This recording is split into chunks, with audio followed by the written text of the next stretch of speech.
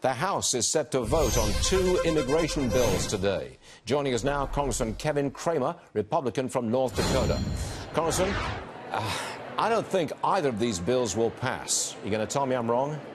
Well, I hope that you're wrong. I think if we had the vote yesterday, certainly they both would have failed. I think the original bill, Goodlatte 1, as they're calling it, is very unlikely to not pass, although I'm a co-sponsor and plan on supporting it because I think it does many important things. I think Goodlatte 2, the more compromised bill, is every bit as good, if not better, and it certainly has a better chance of passage, Stuart, but I think it's really up to the leadership, all the way up to the President of the United States, to convince and influence more members that it's a good idea. But look, we're looking at a Republican Party which can't agree amongst itself. I mean, you saw that near fight on the floor of the House last night, Speaker Ryan Mark Meadows.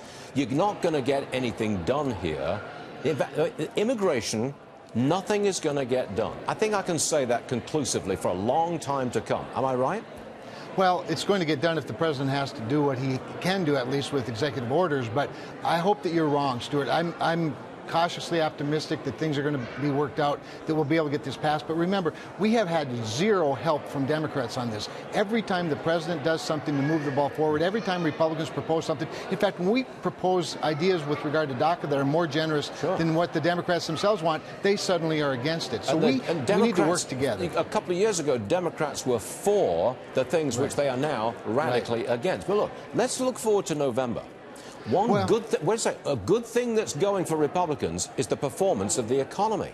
But if this children in cages drags over into November, that's looking real bad for you. Well, there's no question, Stuart, there's a lot of good news that we need to be talking about, that we'd prefer everybody to be talking about.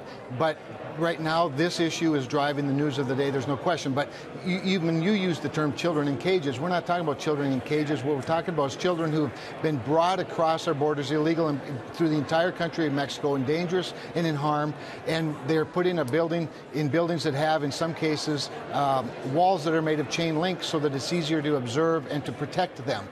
But it's the rhetoric that turns that into, cages that dominates news, drives up the emotion, and then consequently we all step back and we legislate out of fear rather than out of reason. I think we need to step back and have a reasonable discussion. But we have 2 good bills before us today that solve that problem and many others, including the incentives of why people come here illegally. And by the way, Stuart, I think one of the most important things that dovetails with the growing economy in both of these bills is the repurposing of visas, like chain migration visas and lottery visas, into a merit-based and employment-based visa system. It's great stuff. But it's not going to pass. Kevin Cramer, thank you very much for joining us, sir. We do appreciate it. I'm going to do my part to try and make it pass. Thanks, Stuart. Yes, sir. Thank you.